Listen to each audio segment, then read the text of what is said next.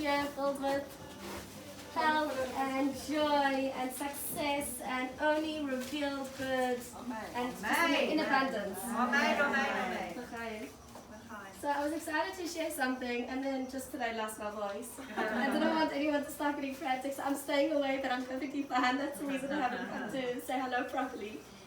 So it's a beautiful parable given by the Baal Shem Tov about a king, might be familiar to some of you, who has a son, and the son is growing up in the palace, and he is enjoying from all the grandeur and the beautiful surroundings that he's living in. And one day he has a discussion with his father, and they start talking about the benefits of actually moving away, as probably many of you know from your own kids, moving them away.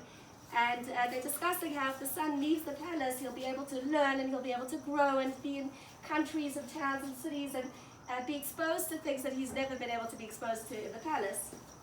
So both of them are very excited about this plan.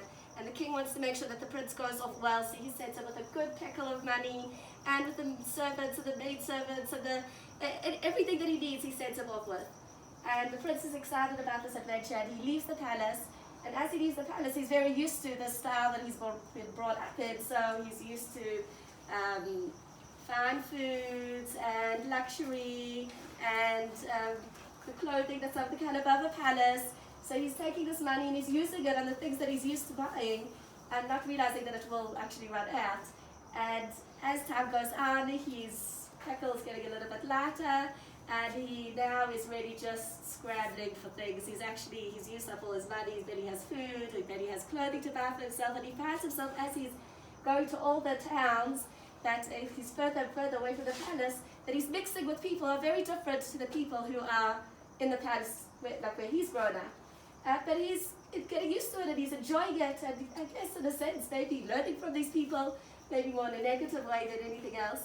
And he becomes one of them, and as far as he removes himself from the palace, he forgets who he really is. He forgets that he's the prince, and he becomes like the simple folk, and he starts speaking their language, and he starts eating their kinds of foods if he had any.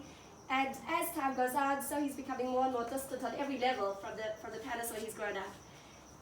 And now it's come the day that he is actually feeling horrible. He has nothing. He feels like nothing. And this is a disaster. And he has nowhere to turn. He has actually no one to even assist him. And in this moment of pure desperation, years and years after he's left the palace, he suddenly dawns on him that he has a father, there's a palace, and there's a place for him to go back home. But now he doesn't know where he is. How's he going to get back there? So he starts looking this way and that way and asking people about the king and the palace.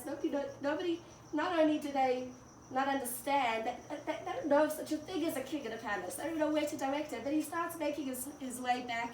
Slowly but surely he finds himself in the dinner, in that area where the palace is.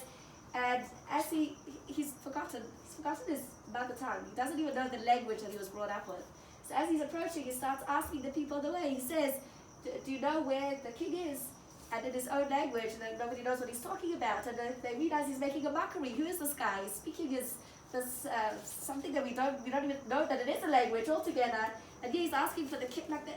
Nobody wants to give him any attention. And on the contrary, they actually start beating him up because they think they're so disrespectful. And as he was actually just telling the story to Shoshana, my 5-year-old, I don't know how much she understood, but she was laughing so hard. And so he goes and he starts saying, nobody knows what he's talking about. And he's trying to motion that there's a father, there's a king, and he's the son, and he's trying to do the sign language.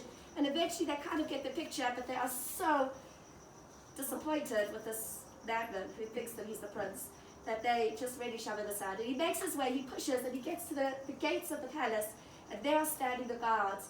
And he's begging, he's pleading, he's trying to get them to understand that this is his home, but nobody recognizes him. He doesn't look like anything of a prince. And in all of his pleas and cries, he suddenly stops, and again, he's absolutely desperate. And I asked Shoshana, what do you do when you're so sad that there's nothing, you feel like there's nothing you could say, there's nothing you could do? She said, Mommy, I cry. And this prince starts to cry, and he cries, the sound of the shofar. And suddenly this father standing, this king is sitting in his room. Nobody has left the prince even near the palace. And he hears this faint sound of something that's so familiar to him. And he thinks, what's this? And I know it. I know straight to the front of the palace, and he goes to the cards and he motions in like, let him in, this is my son, and they embrace.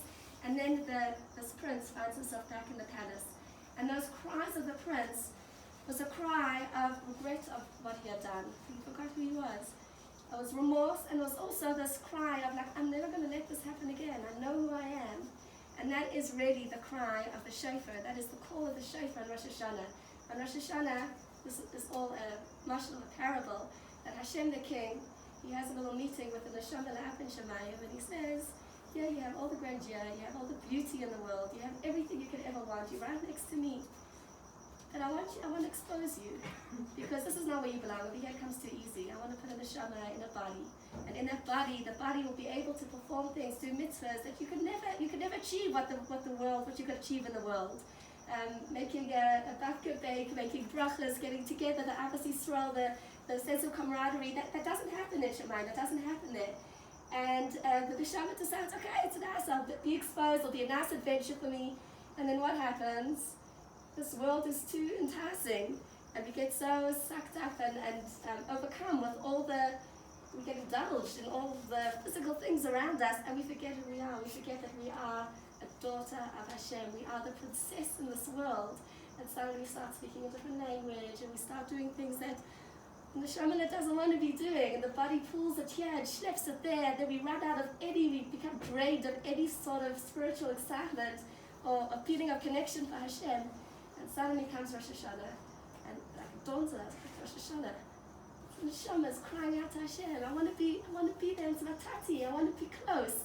And that call of the shofar, that cry of the shofar, no matter where we find ourselves, no matter if we're in this mood or that mood, no matter what level of Yiddishkeit we're holding, all the calculations we usually make throughout the year, whether I'm being a hypocrite if I take this mitzvah or not, suddenly the call of the shofar is calling out, piercing. Tati, Tata, you're mine, you're my father. And in that moment of connection, we could achieve what nobody else around us could ever imagine we would be able to achieve. So the bracha is that this year we should hear, number one, hear the shofar, because it is the mitzvah of the day of Rosh Hashanah. If we make it to shul, if we don't make it to shul, to make sure to hear the shofar. And in that moment, we should be able to feel that remorse, and much more so, feel that connection for that's yet to come in the year ahead. Amen. Amen.